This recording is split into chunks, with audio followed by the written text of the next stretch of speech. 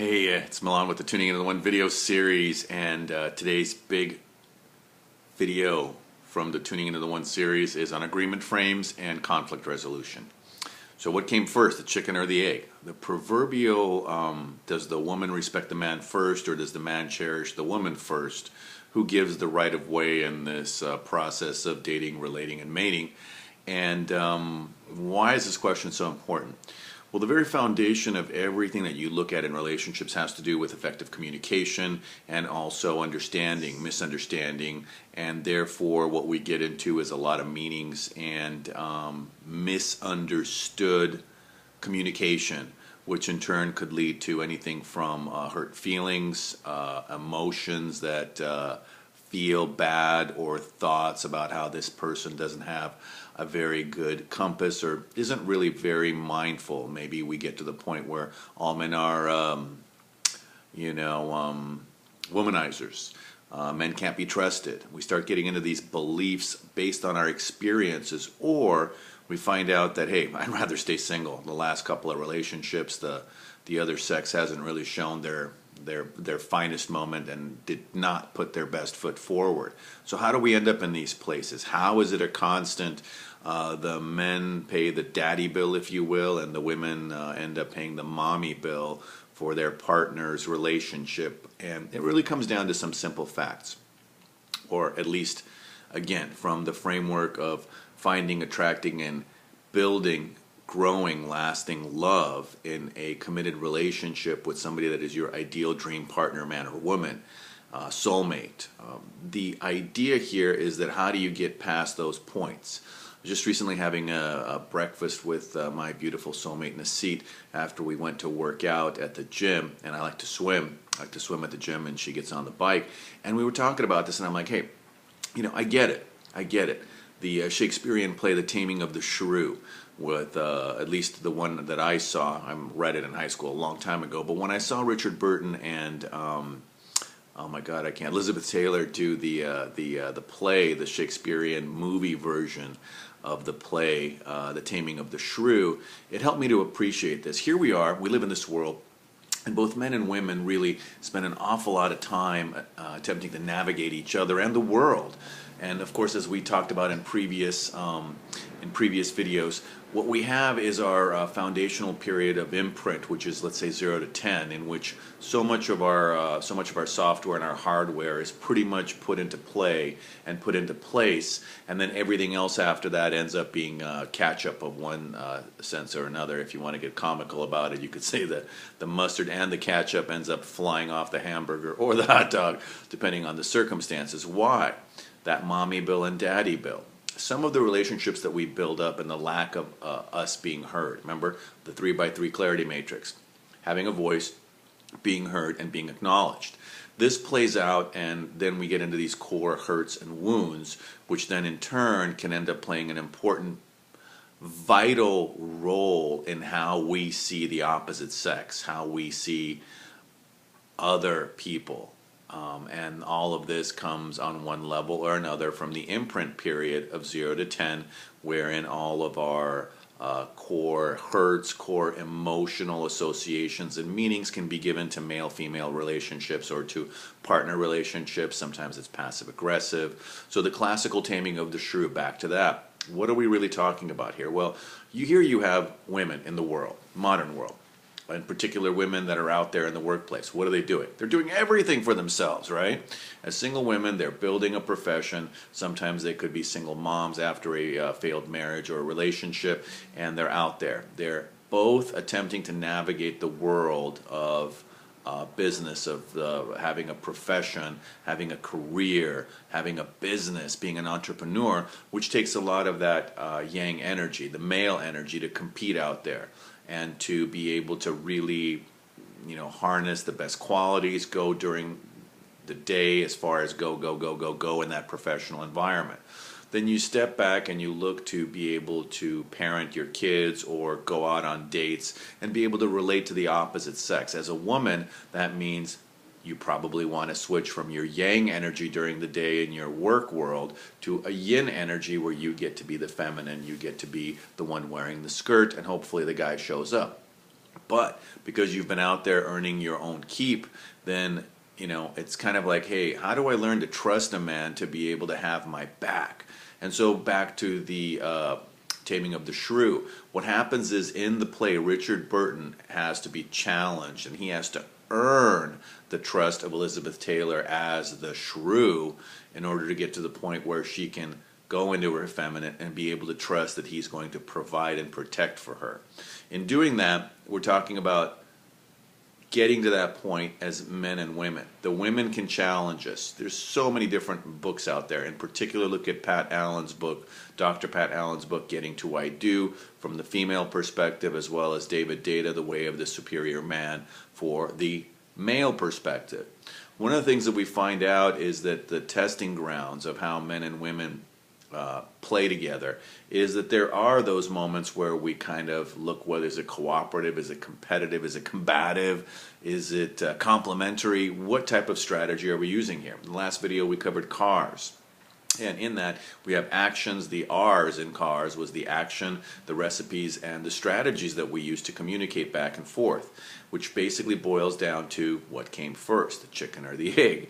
And that is, does the man show respect for does the man cherish the woman first, or does the woman show respect for the man first? Who gives the right of way to this process and why? Well, to better understand that, the simple answer is both are possible, and it just depends on how the communication comes back. You remember the ping pong of relating. You meet somebody, you start a conversation. Clearly, if the man is in his yang energy, then he'll initiate. He'll be the one to take the more aggressive posture of initiating. Normally, he'll be the one to ask for the phone number or the date, and the woman will decide if she feels good about it, and then she'll decide if she wants to give him her number, and then we can go from there. So what we're looking at here, as we talked about in the last few videos, is the 3x3 clarity matrix. In essence, defines all the various ingredients or raw ingredients pieces that we have, which we then want to turn into recipes. And those recipes, along with our strategies, can help us determine which we'd rather do as far as look at the equation or the question of what came first, the chicken or the egg. And without getting into the idea of what is the chicken and what is the egg, with the man cherishing the woman or the woman respecting the man, the idea here is that we want to get into the clarity of the purpose of how do we determine the right of way and start the process. Well, the first thing we want to get clear on is how do we want to practice our outbound communication, which we most want to receive as our incoming and inbound communication towards or at us. So that's the simplest way. The golden rule: do unto others as you would have them do unto you. The ingredients in this particular case, in order to be able to use the CARS acronym, CARS in this case, the C's has 4 different meanings here. Customized, clear, conscious communication. Customized, clear, conscious communication. Customized specifically for you. Clear, you want it to be straightforward, as well as essentially obvious what the meaning is. There's no doubt, there's no confusion. So clear as opposed to confusing. Conscious as opposed to unconscious, and communication, meaning that you're actually getting the information across. And this in actions and recipes and strategies. In order to be able to design the actions, you want to really look at the ingredients in the recipes and decide which strategies you're going to use, so when you apply those actions in thought, in word, in deed, then you can move forward with that big question and have an idea of where you're going to go from with the right of way as far as what came first to start the process. Does the man open the door for the woman? You bet. Does that opportunity come up? Yes. Each and every time, if you're a guy, you want to be able to open up the door. It shows basic cherishment.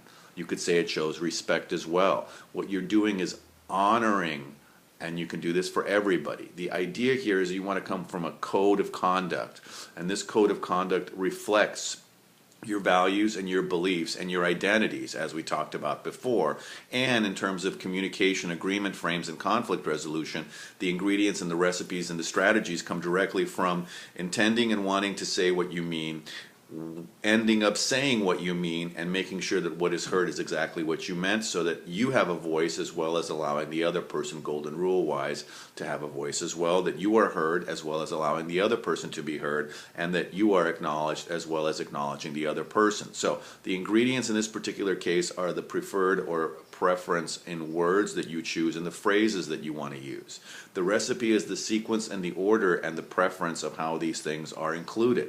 As in the 3x3 clarity matrix we talked about, coming from the yin and the yang, as well as looking at it and coming towards what we want, our gain, as well as negative or away from what we don't want, our pain. So your recipe is a sequence and order of the different phrases and words that include positive and negative, positive towards what we want, negative away from what we don't want, yin and yang, masculine and feminine energies, in addition to the physical, emotional, and mental energies which these words and phrases represent. Because not only do they represent them, but they also contain intentional and conscious, as well as unintentional and unconscious energy forms that we may not be aware of. And this is crucial to become aware of them, because they will emit an outbound energy stream that creates our magnetizing points. Not only will it create our outbound magnetizing points, it will also create attraction and inbound energy manifestation forms and points, which then we will receive. So with the ingredients, with the recipes, and with the strategies, we want to accurately and authentically reflect with integrity all the things that we stand for, our code of conduct, where we've come from, our experiences, and have them be wrapped up so that we can design agreement frames that are going to work for us, as well as be able to resolve all conflicts that come up in a mindful, respectful, and more or less gentle, rational way.